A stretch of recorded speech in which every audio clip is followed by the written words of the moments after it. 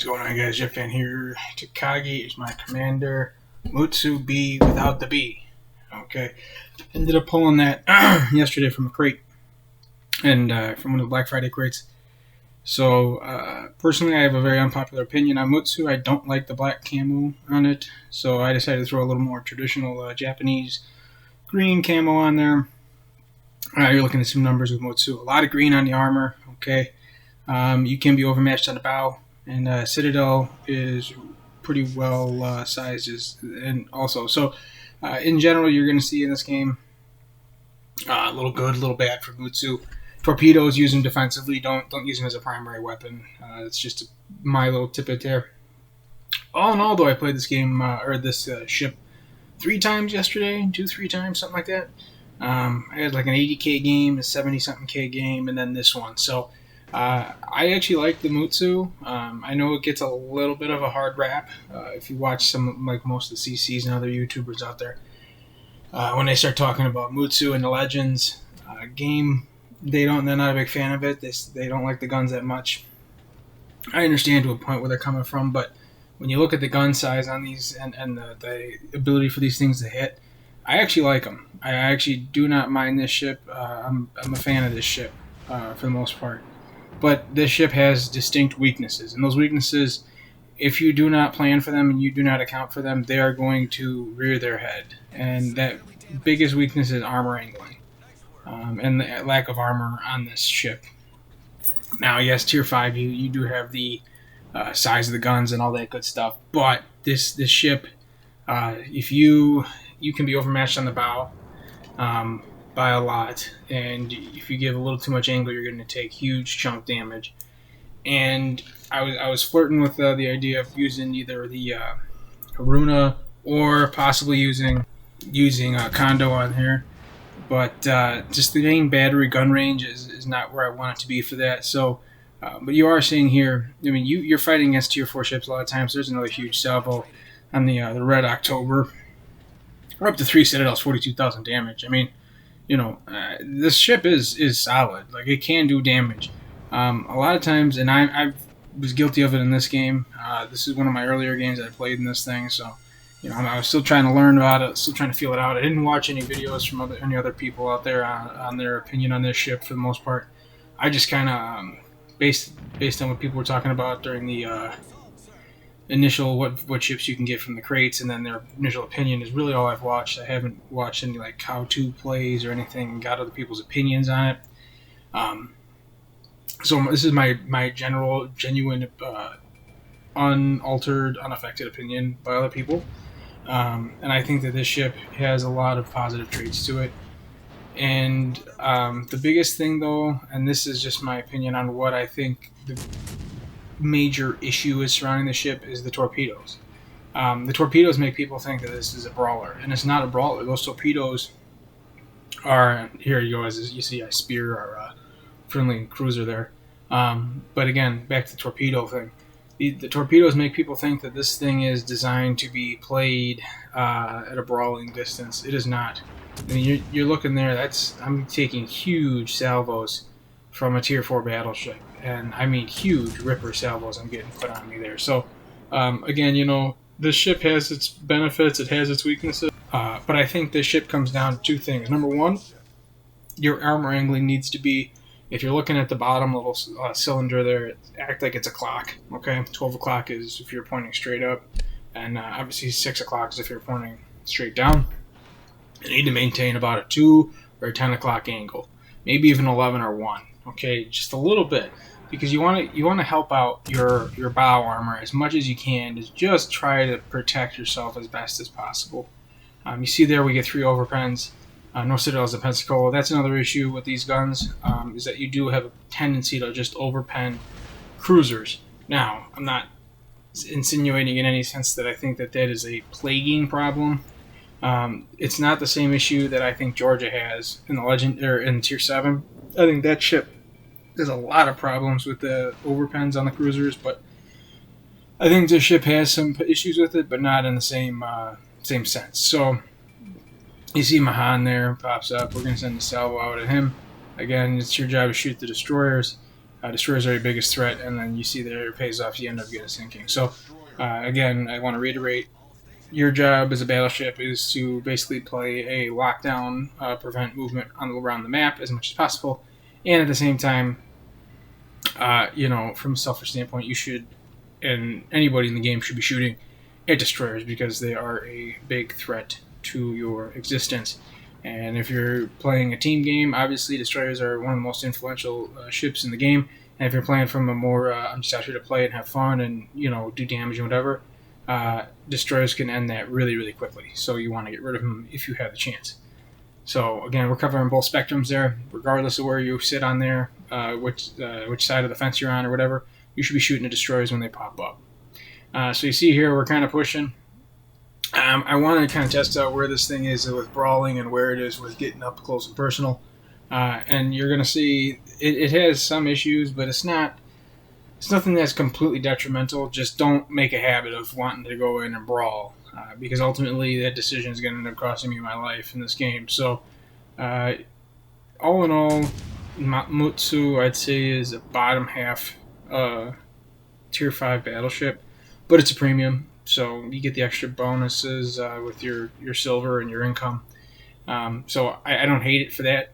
I mean, you're making some decent coin when you're playing this thing.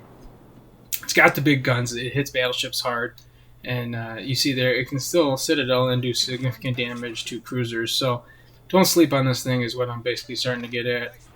If this thing is out there in the game, get rid of it. Shoot at it. Don't let it sit there, because it will. If you let it fester and you let it exist and hang around, there's another citadel and the Ioba. It's going to do some serious damage to you, and it can creep up and really be a thorn in your team's side.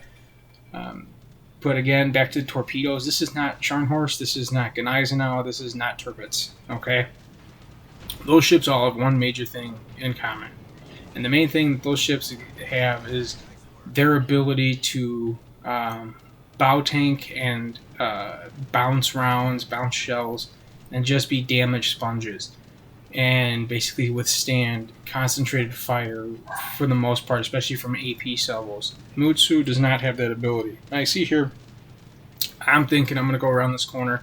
I am going to catch this, the Queen Elizabeth with its pants down, throw some big salvo, and before he can get his guns on me, I'm going to line up the torpedoes and then close the door again and bow up so he can't do substantial damage. Now, you see here, we're somewhat expecting a potential for him to be aiming at me, and now with those guns and kind of the angling, I figure he actually will be. So 31,000 health I have here. I'm going in. I'm going bow in here, and what do you see? Absolute ripper salvo, almost 20k he rips off me there. So again, and then of course I take 2 torpedoes. So I had 12,000 HP left. That whatever. Is what it is. At this point, I know I'm dead, so I'm just gonna try to throw some torpedoes out there. It is what it is. So I know he's kind of angling up there, so I throw the 2 single launchers. Is what it is. I thought I could catch him around the corner. Turns out I couldn't, and I pay the price. We hit him with 2 torpedoes. Ends up pushing our damage total up to about $120. But in general, we're actually in good shape to win this game. So that does it for us personally here. But for the next few minutes here, we can talk about Mutsu and really kind of break down where I see it, what I like about it, and what I don't like about it. We'll start with what I like about it. The big guns. Blessing and a curse on them, right? They do substantial damage. They are hard-hitting guns. The reload's not horrible at about 30 seconds. So when you get into the nitty-gritty of it, I'm not a huge basher of the guns. Okay, I like the guns in general. I think that they're pretty solid. So if you put it on me and said, do you like the guns, yes or no, I would say yes. Armor is a weakness. Okay, I do not like the armor at all. Okay, now that being said, I've played Nagato at tier 6. Okay, it's another one that's poorly armored. The Japanese line has a tendency to be big, heavy-hitting guns, but not the best armor. So that's kind of the give and take on that. You have the big guns. A lot of people coin it the phrase glass cannon. I think that fits. It really does. because even when you're bowing to Queen Elizabeth, now don't get me wrong, Queen's got good guns, but I got absolutely decimated by it. So you had that good and that bad, the give and the take on it. One thing I think that misleads people is the torpedoes. Torpedoes act like they're not there.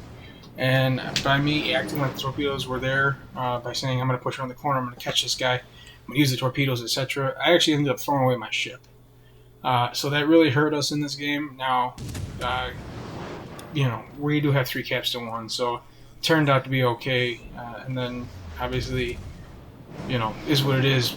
Hindsight's 2020. I thought maybe I could sneak out some shots on that guy or whatever, but all in all, Fuzo, if you get it in the crate for free, it's a steal. If you got to pay for it, I don't know. Just be prepared to know what you're getting yourself into. If you like high difficulty ships, then go for it. It's your ship. Okay, high risk, high reward. Then so be it. Go get it. It's a definitely fits that play style. With this game, I want to highlight a couple things here. We're up 2 ships to 1. Okay, we're up in the score. We're gonna win this game. This destroyer, sail away. Do not do what you're doing right now. I was watching this game because I figured that I was gonna end up putting this up on YouTube, and then this situation ends up giving us a double teaching moment, i.e., right, a double moment to talk about. Number one, it gives us a first look at the Mutsu, and and then also gets to talk about trying to burn people down as a destroyer. This Queen Elizabeth's probably got 18, 19, 20k health, maybe we'll say. We'll go guys, about 20k health. This Pensacola took some shots. Now he's going to try to tuck up, angle up, and get to this island. That's the right play. Now, regardless of what happens here, this guy should be able to acknowledge the fact that even if he goes down, we should win this game. We got the destroyer, we're up in points. Best case scenario, they flip this other cap, we're tied. Okay, and then this destroyer could go into the 8 cap and start flipping that, and maintain that almost 300 points lead. Yeah, 475, 76, yeah. So 270 points later, almost 300 points later, whatever it is, turns out to be. But then he turns back in, and he's going toward a battleship. Now, again, back when I was telling you that you look at this game, we're up 2 ships to 1. We have a destroyer and we have a cruiser. Cruiser can only do so much. You have to acknowledge the fact that, that cruiser is in a Pensacola, glass cannon, doesn't have the best armor angling, etc. Now, this Gnevi, why are you still attacking him? What are you hoping to accomplish? Do you think you're going to be able to set enough fires with your front 2 batteries to burn this guy down in the next, however much time is left? Like, do you think that is the case? There's, I don't get it. So, this is number 1 rule of why you should not be doing this, okay?